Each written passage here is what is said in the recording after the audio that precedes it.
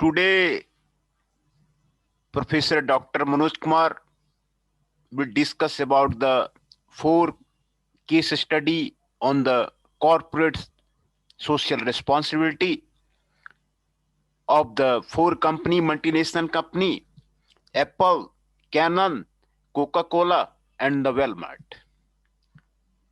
Through this research paper, he discuss background and objectives.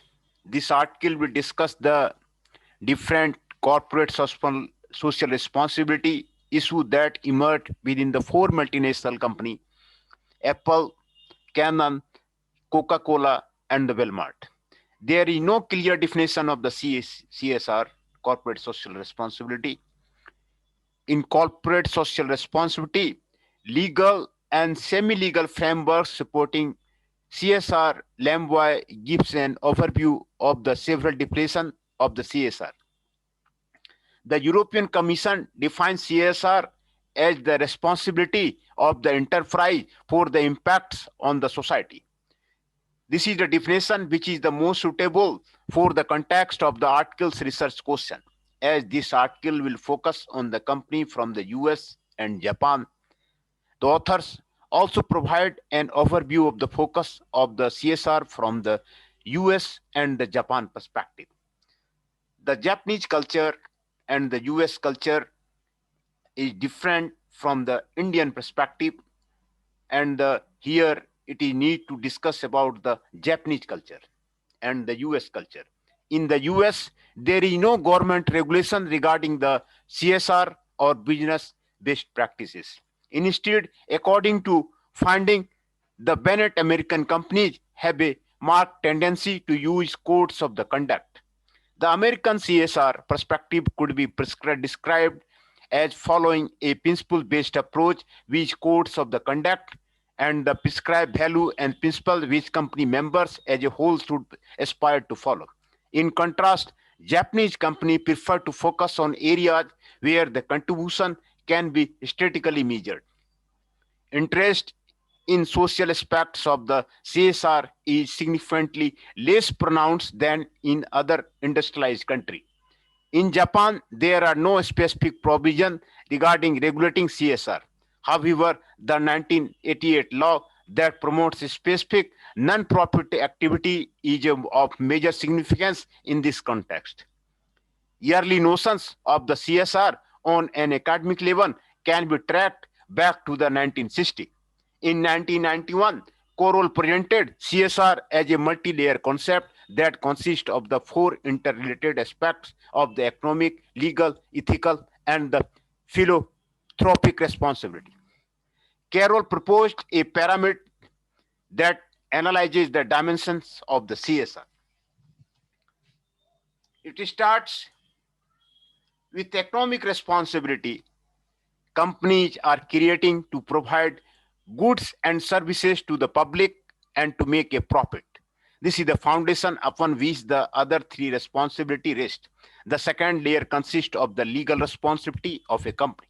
The ethical responsibility are practices that have not been codified into the law. Societal members expect a company to do what is the right and fair. Lastly, at the top of the pyramid, company have a philanthropic responsibility. Business organizations are expected to be good corporate citizens and to improve the quality of the life. Multinational and their operations slowly began to be scrutinized by different segments of the society from the beginning of the 2000s. CSR has evolved into a complex concept that is now a key component of the corporate decision making of the number of the multinationals that are considered to be the front runners in the integrating CSR. However, this evolution came with a cost that various corporations had to pay. Campaign and public scandals involving issues ranging from the environmental pollution to the child labor and the racial discrimination resulted in the unwanted media attention. This raises the question of whether reputation damage is a main motivation behind the adoption of the CSR policy by a multinational. Due to the lack of the public regulation regarding corporate best practices in most countries, substantially reporting has become increasingly relevant, although there is no specific regulation of the CSR according to the Modernization Directive. Large companies are obliged to include financial and non-financial key performance indicator in their annual report. In this context, an annual report is considered a director's report. Together with the balance sheet and a profit and loss account, it represents the annual accounts. The annual report also includes information on environmental and employee matters. According to the Security Exchange Act of the 1934, the US Security and Exchange Commission requires public company to disclose the report on the certain types of the business and financial data to the SEC and the company's stockholder. The SEC has issued an interpretive release to guide US public company on the disclosure requirement related to the climate change. Transparency in the corporate practices seems desirable for the stakeholders. However, nowadays, leading multinational voluntarily prepare substantially report based on the Global Reporting Initiative GRI guidelines. The GRI guidelines are a set of the guidelines for businesses created to stimulate social responsible corporate behavior. The GRI was initiated in the 1997 by the UN Environmental Programme and CRESH. The GRI has developed reporting guidelines for companies to assist them in disclosing non-financial information about the way they pursue their activity. The guidelines address environmental and social conduct, but also include other subjects, e.g., corruption and the human rights. The article provides an overview of the 4 case studies regarding the different multinationals, namely Apple, Canon, Coca-Cola, and the Walmart. These companies have been involved in CSR conflict in the different areas. This article will investigate whether the conflicts have affected the CSR policy of these multinationals and whether the companies subsequently set concrete targets. Coca-Cola, for example, has set a target to reduce its overall carbon footprint by the 15% by 2020 compared to its 2007 baseline. 2 Dutch researchers, Alex van Jart and Professor Rob van Tudor of the Rotterdam Erasmus University, conducted a study into the civil society campaign. Their research showed that the company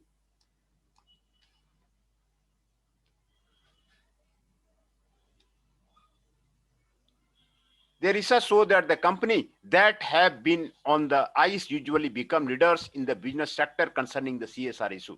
The multinational Apple, Coca-Cola, Walmart have been involved in the environmental and the social conflict. Coca-Cola was boycotted in India because of the local community were suffering from the droughts. In 1992, Walmart was caught using child labor in factory in the Bangladesh. In May 2010, newspaper reported on the suicides at the Apple's manufacturer for the iPhone and the iPod. Foxconn overall, Canon has detailed the clear CSR report and has not faced any major scandals such as Coca-Cola, Walmart, and Apple. Methodology. The 4 cases will be compared by studying the CSR conflict that each one of the multinationals faced that the become to a certain extent a turning point for the CSR policy of these multinationals. Each of the multinational response to the conflict will be analyzed. How the company resolved the conflict and whether the company implemented a specific CSR policy with measurable targets as a response to the conflict. The research is based on the desk research. The article makes the use of the publicly available information on the company's website, online newspaper, and the non-governmental online NGO reports as well as academic journals and books. The parent company of the multinational are based in the different countries like the Japan and the US. This means that the different legal system and jurisdictions are applicable. This article will not look at the legal system of the US and Japan concerning the disclosure of the annual reports and substantial report, since this exceeds the scope of the article. Coca-Cola. The CSR of the Coca-Cola. Coca-Cola profile. Coca-Cola started its business in 1886 as a local soda producer in Atlanta, Georgia, US, selling about 9 beverages per day. By the 1920s, the company had begun expanding internationally, selling its product first in Caribbean and Canadian markets, then moving in consecutive decades to the Asia, Europe, South America, and the Soviet Union. By the end of the 20th century, the company was selling its product in almost every country in the world. In 2005, it became the largest manufacturer, distributor, and marketer of the non-alcoholic beverage and Cyprus in the world. Coca-Cola is a publicly held company listed on the New York Stock Exchange. In 2007, Coca-Cola launched its substantially framework live positively embedded in the system at all levels, from production and packaging to distribution. The company's CSR policy, Live Positively, establishes 7 core areas where the company sets itself measurable goals to improve the business substantially practices. The core areas are the beverage benefit, active, healthy living, the community, the energy and climate, sustainable packaging, water stewardship, and the workplace. Coca-Cola has a code of the business conduct which aims at providing guidelines to its employees on the, amongst other things, competition issues and the anti-corruption.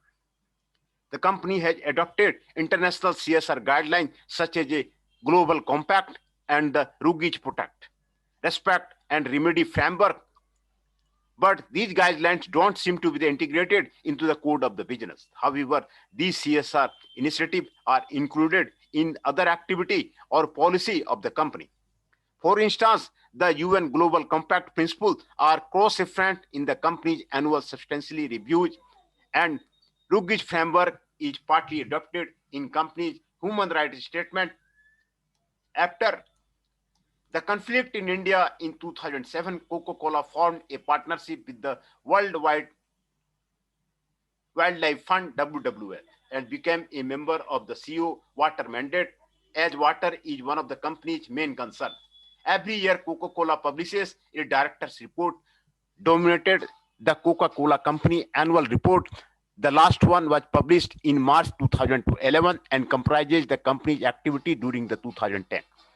In this report, there is a small section dedicated to CSR, and it concludes a brief description of the initiative in community development and water preservation that the company has developed. Since 2001, Coca-Cola also annually publishes a separate report devoted to the CSR called the Coca-Cola Company Substantially Review. These reviews, which are published every 2 years, are verified and assured by a third party. The substantially rating from a FIRA Substantially Limited, the verification provides moderate assurance on the reliability of the information reported by the Coca-Cola. Both reports, the annual company review and the substantially reports, the elaborated based on the GRI G3 guidelines, which were adopted by the company in 2001. Due to its relevance to the Coca-Cola's business, the company also annually reports on the progress of the Water Stewards Program targets. Coca-Cola's benefits. Several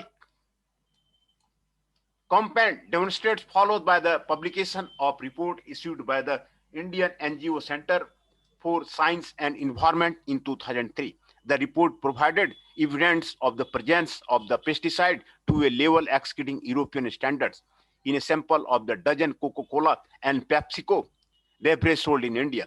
With that evidence at hand, the CSE called on the Indian government to implement legally enforceable water standard. The report gained ample public and media attention, resulting in almost immediate effects on the Coca-Cola revenue. The main allegation made by the NGO against Coca-Cola were that it sold products containing unacceptable levels of the pesticide. It extracted large amounts of the groundwater and it had polluted water sources. These conflicts will be discussed in the 2.3 and the 2.3. The presence of the pesticide. Regarding the allegation about the Coca-Cola beverage containing high level of the pesticide residue, the Indian government undertook various investigations. The government set up a joint committee to carry out its one target on the beverage, the taste also found the presence of the pesticide that failed to meet European standards, but they are still considered safe under local standard. Therefore, it was concluded that the Coca-Cola had not violated any national law. However, the Indian government acknowledged the need to adopt appropriate and enforceable standards for the carbonated beverage.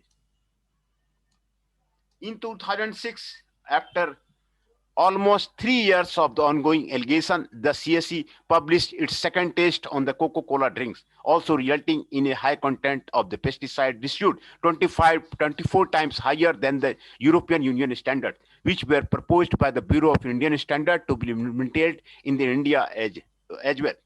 CSE published this test to prove that the nothing had changed, alleging that the stricter standards for carbonated drinks, other beverage had either then been lost in the committee or blocked by the powerful interest in the government. Finally, in 2008, an independent study undertaken by the Energy and Resources TERI ended the long-standing allegation by concluding that the water used in the Coca-Cola in India is free of pesticide. However, because the institute did not test the final product, other ingredients could have contained pesticide.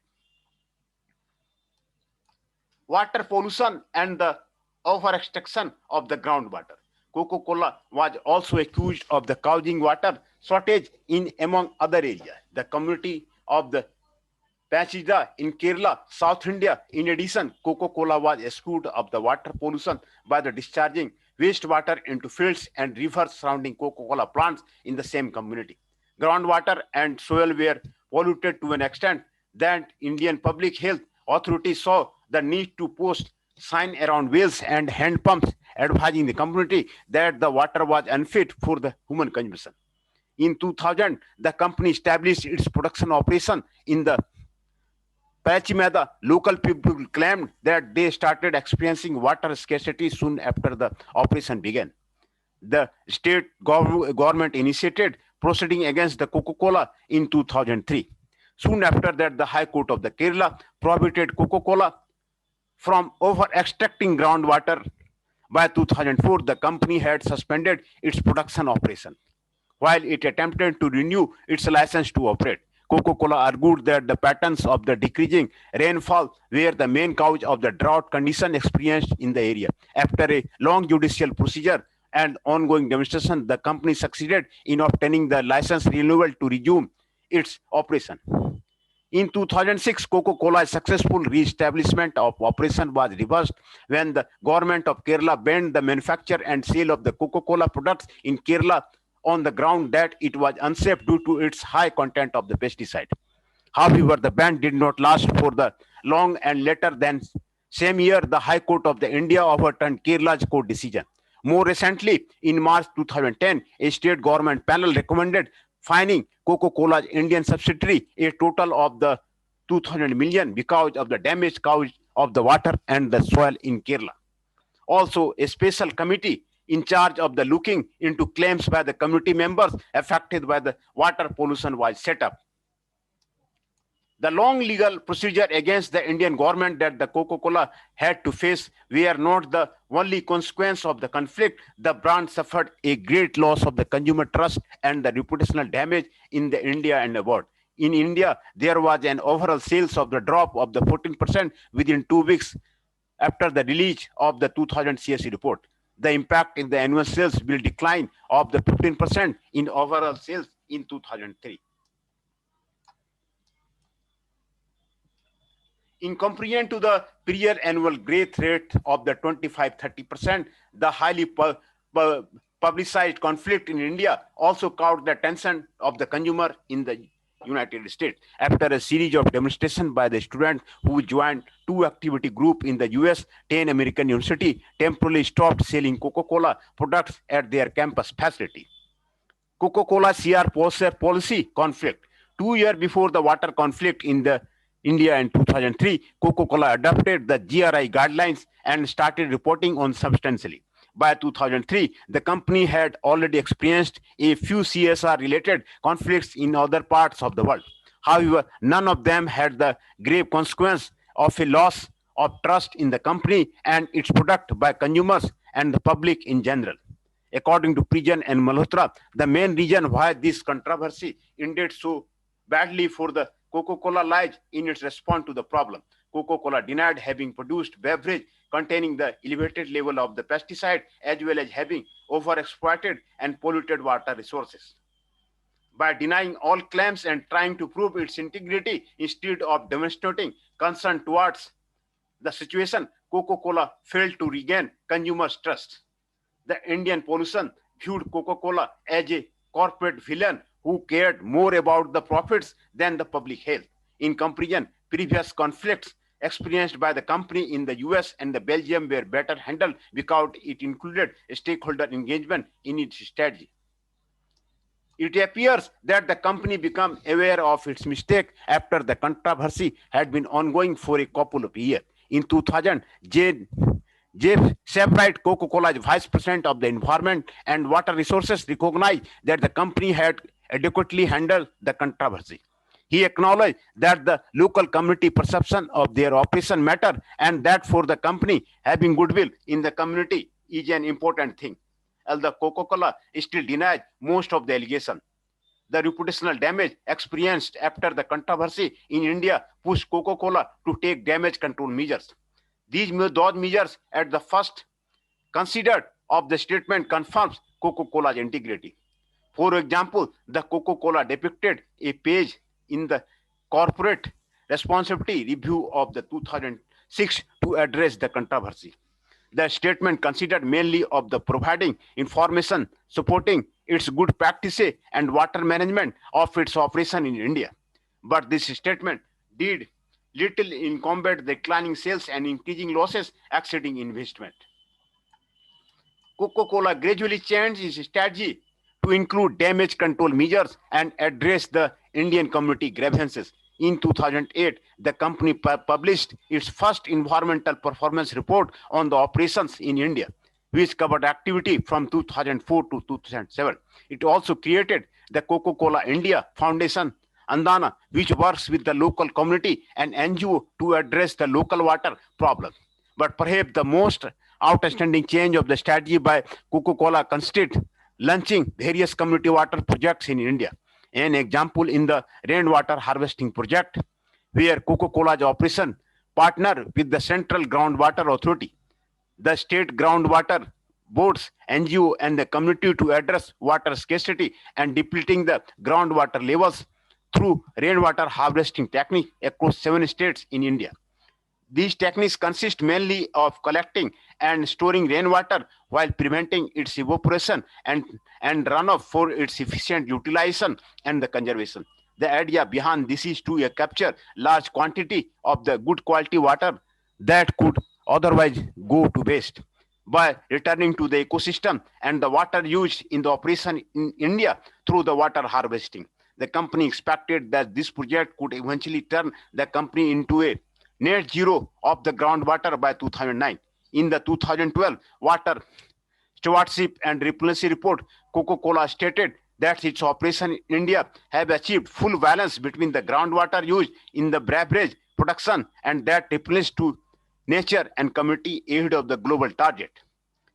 It appears that the controversy in India was a learning experience for the company and that it motivated the company to adopt more proactive CSR policy on a global scale that focuses on the water management. In June 2007, Coca-Cola implemented a water stewardship program and committed itself to reduce its operational water footprint and to offset the water used in company's products through the locally relevant projects. To achieve these commitments, Coca-Cola established 3 measurable objectives. Reducing water used by improving water efficiency by 20% over 2004 levels by the 2012. The latest data available from 2000 shows a 16% improvement over the 2004 baseline. Recycling water through the wastewater treatment and rupturing all water used in manufacturing process to environment at a level that supports the aquatic life and agriculture by the end of the 2010. By September 2011, the progress observed concerning this target was 96%. Replenishing water used by the offsetting the liters of the water used in the finished beverage by the 2000 through local projects that support community and the nature. Currently, Coca-Cola reports that it holds a global portfolio of the 386 community water partnership for the community-based replenishment project. By 2011, about 35% of the water used in the finished beverage was the replenished. It is noteworthy that the Coca-Cola publishes, in addition and separate to the substantially report, an annual water report. In this report, the company publishes a statement of and the progress in its water initiative. Some of the assessments are made by the Global Environment and Technology Foundation, an American NGO experienced in facilitating the creation of the public-private partnership. Also in 2007, Coca-Cola entered into a partnership with the WWF. Its core objectives are increasing understanding on the watersheds and water cycles to improve Coca-Cola's water usage, working with the local community in the various locations worldwide and developing a common framework to preserve water sources. Finally, also in the same year, company became a member of the Public-Private Initiative CO Water Mandate, which is a public-private initiative that assists company in the development, implementation, and disclosure of the water sensitive policy and the practice.